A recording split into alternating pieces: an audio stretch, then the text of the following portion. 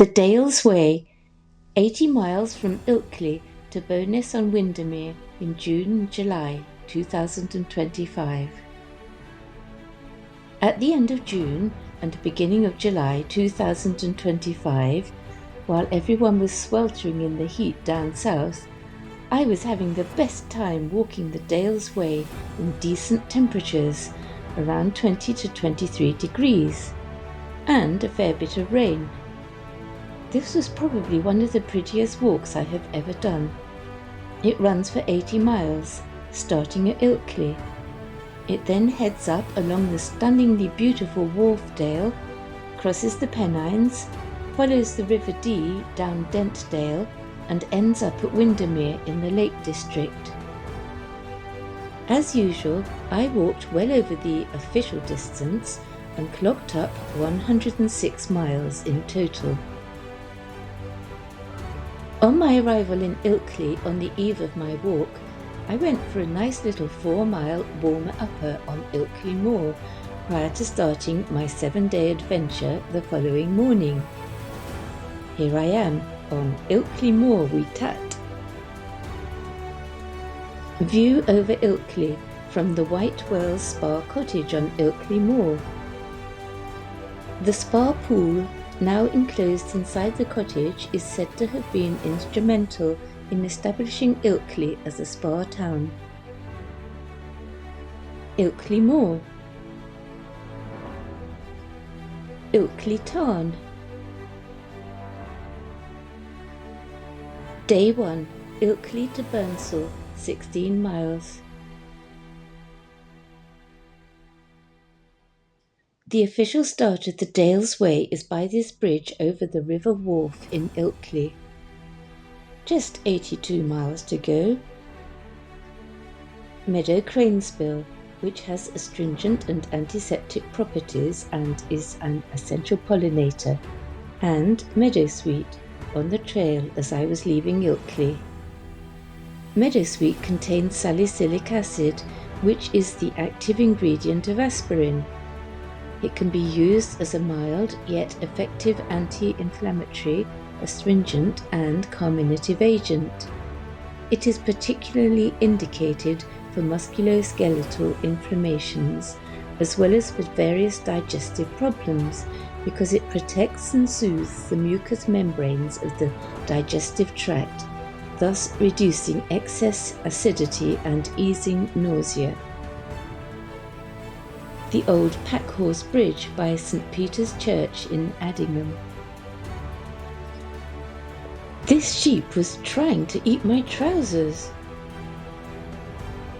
Just outside Addingham, I came across the closest to an otter I was going to see throughout the 7 days of my walk. The first of literally hundreds of charming stone stiles on my walk between Addingham and Bolton Abbey. And here are some more. The ruins of Bolton Priory, which was absolutely heaving with tourists, so I didn't hang around there for long. But I did buy an ice cream from a strategically placed ice cream van manned by a Turkish lad who looked like a Viking, while I contemplated these stepping stones. So, did I take up the challenge and launch myself across rather than use the bridge on my right? Of course I did, because I love a good challenge. In fact, I ran across because the gaps were quite big in places and it seemed like the best way to avoid falling in and making a right fool of myself. Valerian, growing along the Strid Gorge, just past Bolton Priory. Valerian is a wonderful sedative and is excellent for treating nervous disorders.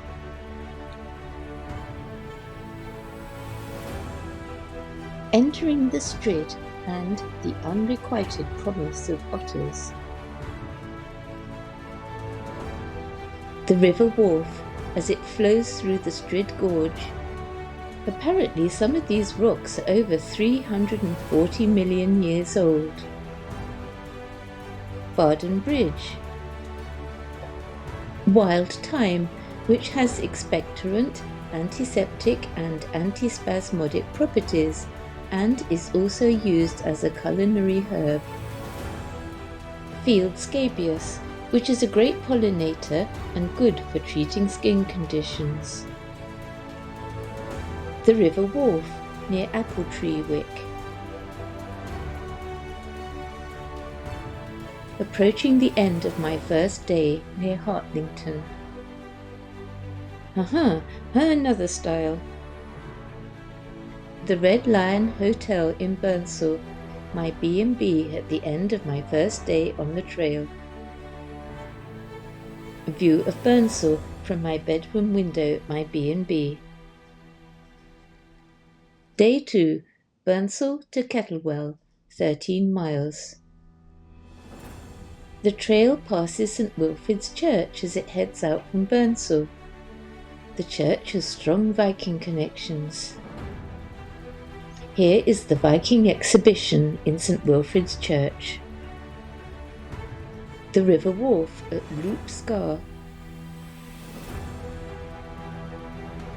Yippee! More stepping stones, and once again I was up for the challenge. Safely across and with dry feet.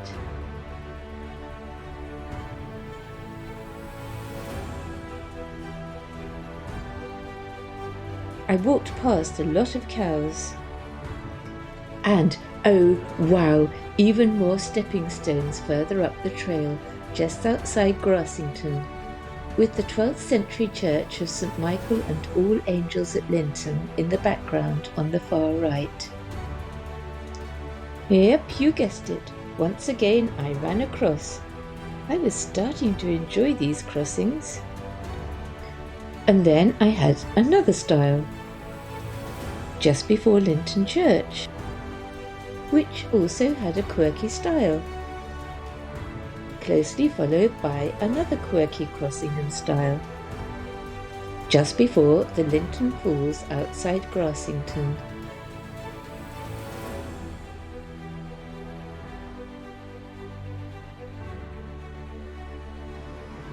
Heading up towards Grassington from Linton. Grassington, a very pretty village which prospered considerably during the 17th and 18th centuries due to the lead mining and textile industries.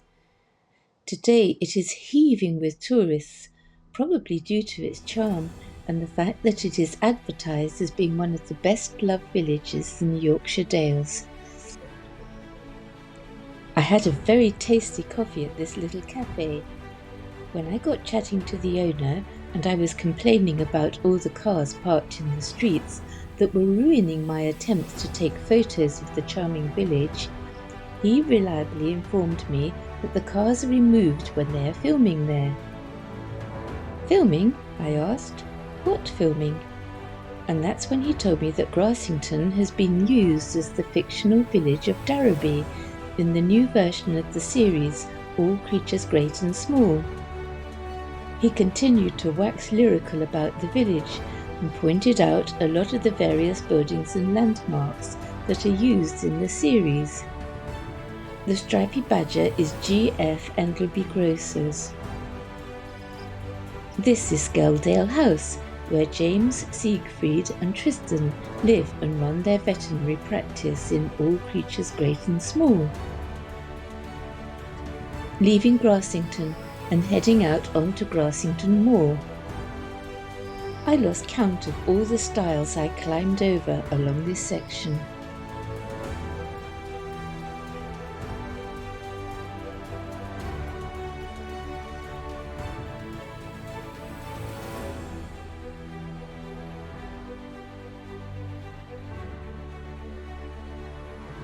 Mountain pansy, traditionally used for treating respiratory, skin and digestive problems. St Mary's Church, Kettlewell. Kettlewell was one of the most peaceful villages I have ever visited. I found this in the churchyard, which is simultaneously wild and beautifully tended. I walked the labyrinth, doing exactly what it said on the sign.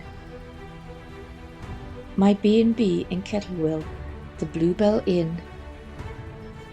Day 3, Kettlewell to Outer Shore, 14 miles. Leaving Kettlewell along the river wharf in the rain.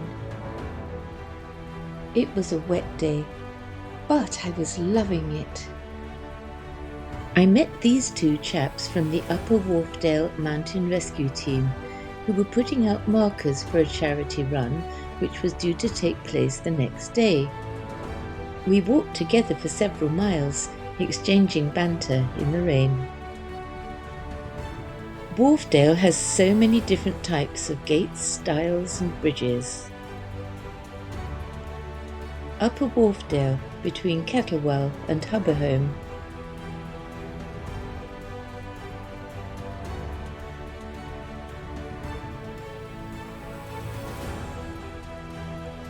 I walked through scores of beautiful meadows like this. Approaching Hubberholme as the rain eased up for a bit. The 12th century church of St Michael and All Angels, Hubberholme, which is situated on an Anglo-Norse burial ground. Hubberholme Church has one of the only two remaining rood lofts in Yorkshire. The other is at Flamborough on the east coast. All that remains of the loft today is the skeleton framework, as can be seen in this photo. Normally there would also have been a floor to support musicians. I have never seen such large knapweed flowers. They must get plenty of rain in Upper Wharfdale. Knapweed has traditionally been used for treating wounds, sore throats, bleeding gums and catarrh. More beauty in Upper Wharfdale.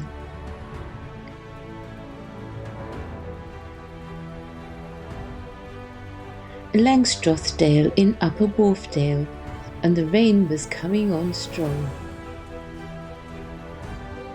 Approaching Beckermans with just over 1 mile to go.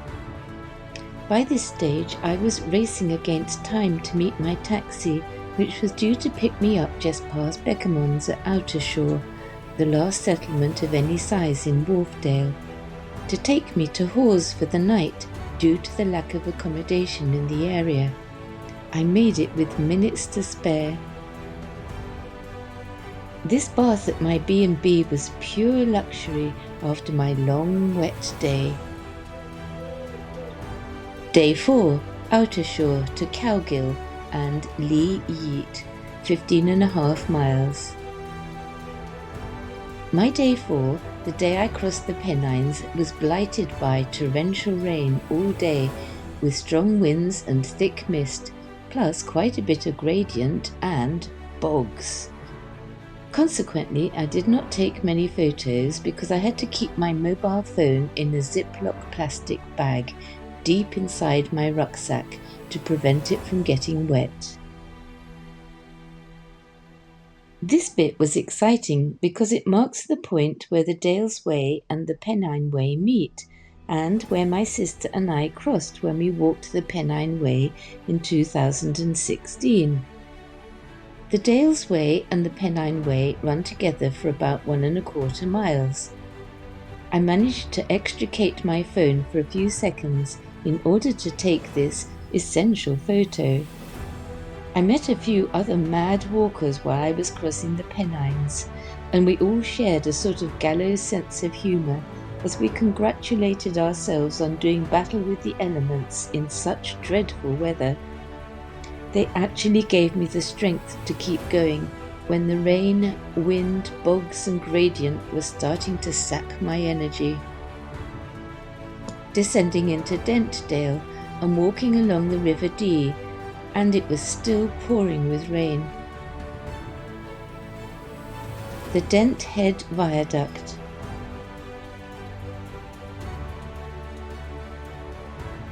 I stopped off at the Sportsman's Inn in Cowgill to dry off, and I was very wet. while I was waiting for a taxi to take me to my B&B in Dent for the night. Once again, I needed a taxi transfer due to the lack of accommodation in the area.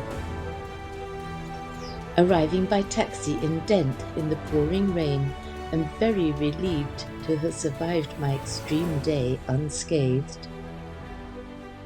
Day 5. Cowgill and Lee Yeat to Sedbergh, 13 miles. After the horrendous weather on the previous day when I crossed the Pennines, I woke up to a nice sunny day at my B&B in Dent. My taxi returned me to Cowgill and Lee Yeat to continue the trail at the point where I left off the previous day. For most of my day, I followed the River Dee along Dentdale until just before Sedbergh, where it joins the River Rothay. I love these charming little bridges and gates. Zigzag clover, similar to red clover, it has anti-inflammatory and antimicrobial properties. Arriving back in Dent, which is such a charming village and home to the Dent Village Heritage Centre Museum, where I spent quite a bit of time browsing because it was so interesting. Walking through Dent in much better weather conditions. St Andrew's Church, Dent. Walkers with large rucksacks might have trouble negotiating this one. Great Burnet, growing along the River Dee. This plant is primarily known for its hemostatic properties. My daily stepping stones, definitely less threatening than some of the ones I had traversed previously along the trail. Giant bellflower, used traditionally for treating respiratory complaints. My lunch spot with great views across towards the Howgills. There was a subtle shift in energy as I descended from the Yorkshire Dales and skirted the Howgills, heading into Cumbria and the Lake District. A charming cottage in Milthrop, just outside Sedbergh. Crossing the River Rothay as I arrived in Sedbergh. View of St Andrew's Church from my bedroom at the Red Lion in Sedbergh. Day 6, Sedbergh to Patton Bridge, 17 miles. The Pepper Pot Summer House just outside Sedbergh, a well-known landmark. Normally the trail runs right past this ornamental feature on the Ackay estate.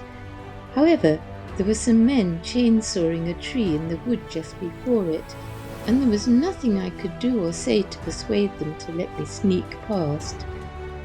It was a case of health and safety gone mad.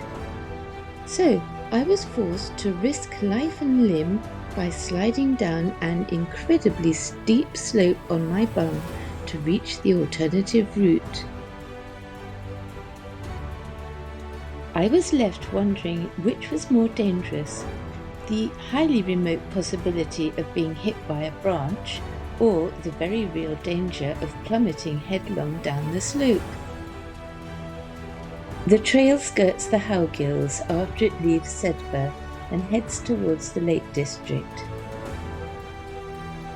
The River Lune and Lincoln Bridge with the Howgills in the background.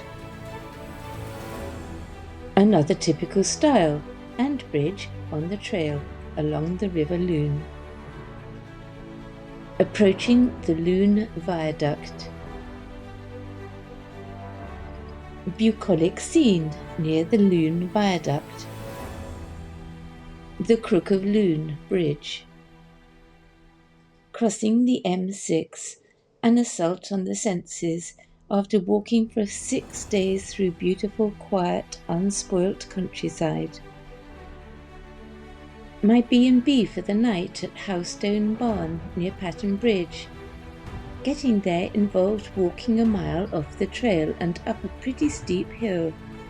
It was very quiet there, except for the concert held by owls, which were hooting all evening. Very atmospheric.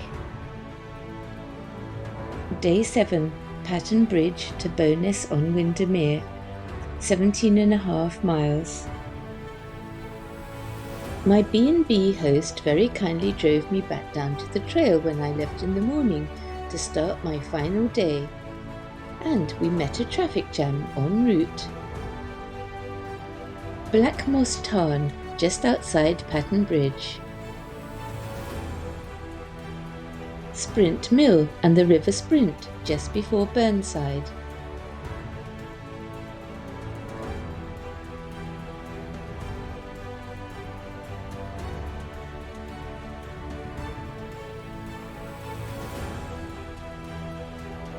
Welsh poppies growing in Bowston.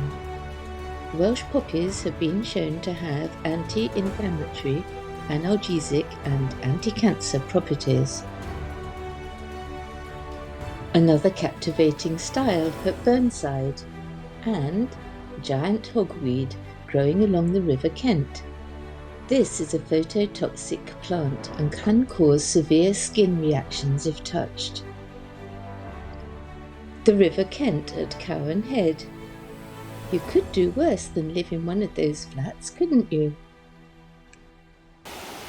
A heron on the River Kent. Nether Staveley, with tantalising glimpses of the mountains of the Lake District in the background. The outskirts of Windermere, and less than 1 mile to go. The end of the Dales Way, on the hillside above Bowness on Windermere. The end of my journey. After this, I walked down into Bowness on Windermere, where I stayed for the night. Bowness was absolutely heaving with tourists, and consequently not somewhere I will be returning to anytime soon. However, it does have tantalising views looking out across the lake towards the mountains of the Lake District, and possibly a goose problem too. Lessons learnt. The Dales Way is probably the prettiest walk I have ever done. The subtle shift in energy that I experienced as I left the Yorkshire Dales behind and skirted the Howgills, heading into Cumbria and the Lake District, served to confirm that the Lake District is still my favourite place on earth. Although my guidebook states categorically that otters are present along the Dales Way, I once again failed spectacularly to see any. It rains a lot in the Yorkshire Dales. There are a lot of stepping stones, stiles, footbridges and gates on the Dales Way.